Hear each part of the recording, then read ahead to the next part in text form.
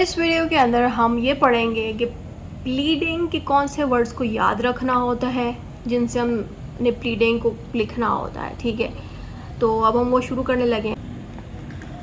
तो प्लेंटिव को उर्दू में क्या कहते हैं? प्लेंटिव अगर मेल है तो उसको उर्दू में हम मदई कहेंगे। प्लेंटिव अगर फीमेल है तो उसको उर्दू में हम मदैया कहेंगे। ठीक है, अगर आप डिफेंडेंट्स के ऊपर कुछ लिख रहे हो तो उसमें मेल डिफेंडेंट को मदई अलैहा कहेंगे और डिफेंडेंट फीमेल है तो उसको मदई अलैहा कहेंगे। हा अलीफ आ जाएगा, सही है, इसमें अलिफ नहीं आएगा बट इसमें आपको अलिफ आ जाएगा फॉर फीमेल। ठीक है, ये करने के बाद अगर आपके प्लेंट ज़्यादा है, प्लेंटिव्स ज़्यादा है, ठीक है, प्लेंट गलती से मेरे मुंह से निकल के, प्लेंटिव्स अगर ज़्यादा है तो आपने मदई यान लिखना है।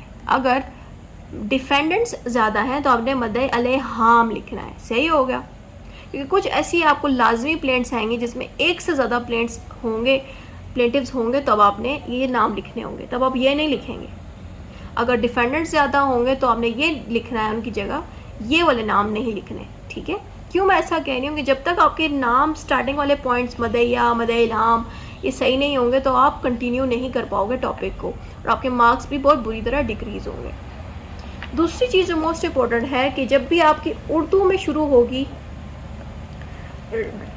रीडिंग तो आपकी उर्दू में इस तरह से शुरू होगी कि स्टार्टिंग में आपको ये के से आएगा, या लाइक जो चीज़ें भी आप यहाँ पे स्टार्ट में लिखोगे ना, पॉइंट 1 करके शुरू करोगे तो वहाँ पे आपको लिखा आएगा ये के। और अगर आप इंग्लिश में शुरू कर रहे हो तो इंग्लिश में आपका सारे वर्डिंग्स दैट से शुरू होंगे। ठीक है, every line shell start from these words, जैसे मैंने यहाँ पे लिखा है कि अगर इंग्लिश में शुरू करोगे तो सारे वर्ड्स के साथ that, the, that, this happen to this state, that this thing happen, then, तो सब कुछ में दैट आएगा सबसे पहले। और उर्दू में लिख रहे हो प्लेंट तो उसमें ये क्या आएगा, और ये सिर्फ आपको प्लेंट्स में ही आएगा। अगर रिटन स्टेटमेंट लिखते हो तो उसमें दैट और ये के वाले लफ्ज़ सच रिपीट नहीं होते। ठीक है, बट अगर आप प्लेंट लिख रहे हो उनमें ये के और दैट वाले वर्ड्स रिपीट होते हैं। दूसरी चीज़ मेथड्स क्या है, किस तरह से आप प्लेंट्स लिखते हो, किस तरह से आप रिटन स्टेटमेंट लिखते हो, ये उसके ऊपर ये मेथड मौजूद है। ठीक है, हम इसको थोड़ा क्लोज अप कर रही हूँ, मेरे अपने नोट्स हैं तो थोड़े से मुझसे स्मॉल हो गए हैं। प्लेंट जब भी आप लिखते हो जिसमें प्लेंटिव अपने बारे में कुछ भी लिखता है तो उसका क्या मेथड है, किस तरह से वो प्लेंट लिखी जाती है, वो बारे उसके अंदर हम पढ़ने लगे हैं। यहाँ पे लिखा है, for writing plain the first line should be about the day when the plain and defendant got connected such as in marriage, partnership और एज एन एक्सीडेंट। यहाँ पे ये लिखा जा रहा है कि जब भी आप प्लेंट शुरू करते हो, ठीक है, जब आप अपना दावा शुरू करते हो या प्लेंट और दावा, ठीक है, आपने देखा होगा कि उसकी जो फर्स्ट लाइन है उसमें हमेशा यही बताया जाता है कि आपस में डिफेंडेंट और प्लेंटिव कैसे मिले। हमेशा इस तरह से होता है कि अगर एक्सीडेंट हो जाए कार का तो उस सिचुएशन पे भी मिल सकते हैं, या हस्बैंड वाइफ है उस सिचुएशन पे भी मुलाकात हो सकती है। और अगर हम क्या कहते हैं लैंड रिलेटेड कोई मैटर चल रहा है उसमें भी इनका आएगा, यानी कि जो फर्स्ट लाइन होगी ना उसमें रिलेशनशिप आएगा कि डिफेंडेंट और प्लेंटिव आपस में दोनों की लैंड शेयर हो रही हैं, या डिफेंडेंट और प्लेंटिव आपस में हस्बैंड वाइफ है, या डिफेंडेंट और प्लेंटिव जो है आपस में पार्टनर्स हैं। तो हमेशा फर्स्ट लाइन में हमेशा इनका रिलेशनशिप आता है कि इनका आपस में क्या कनेक्शन है।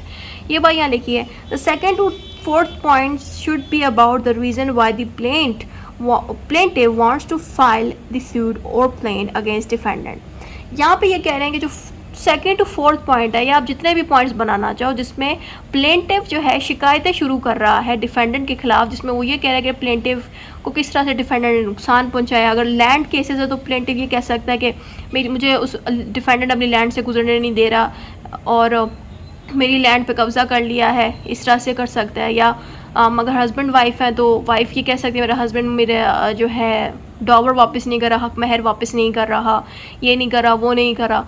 ठीक है, तो 2 से 3rd पॉइंट्स तक आप तीनों पॉइंट्स में या जितने चाहो आप डिफेंडेंट की बुराइयां कर सकते हो। ये अपना प्लेंट में होता है। ठीक है, 5th to 6th point should be about the exact date the plaintiff decide to file the plaint, and last 2 points should be on the jurisdiction of court, that court has jurisdiction to deal with their case, and the last line should be on the money that the plaintiff has given on this case।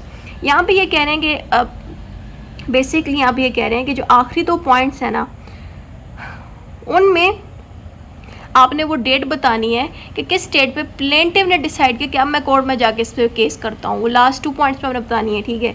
और जो आखिरी 2 points हैं, आखिरी 2 points में जो पहला वाला point है ना, आखिरी से पहले वाला, आखिरी लाइन से पहले वाला, उसमें आपने जुरिस्डिक्शन बता देनी है कि ये जो हादसा है ये लाहौर में पेश आया, तो कोर्ट भी लाहौर की है, तो उसके पास जुरिस्डिक्शन है हमारे केस को डील करने की, ठीक हो गया।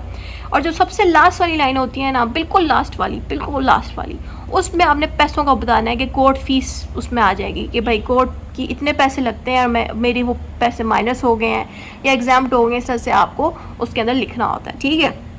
ये सब था प्लेंट में। अब हम रिटर्न स्टेटमेंट के बारे में समझ लेते हैं कि रिटर्न स्टेटमेंट कैसे होती है, उसमें क्या क्या करना होता है। तो रिटर्न स्टेटमेंट में होता ये है कि जो फर्स्ट लाइन है will start with the saying पारा 1 इज एडमिटेड।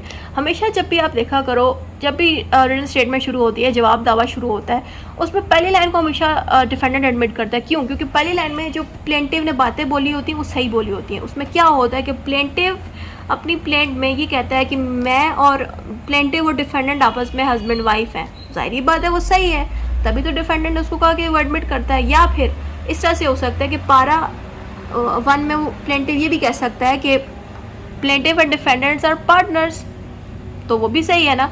तो उस हिसाब से जो कुछ भी पारा 1 में लिखा जाता है उसमें रिलेशनशिप बताया जाता है कि किस रिलेशन में वो एक दूसरे के साथ हैं, तब ही डिफेंडेंट पारा 1 को एडमिट करता है।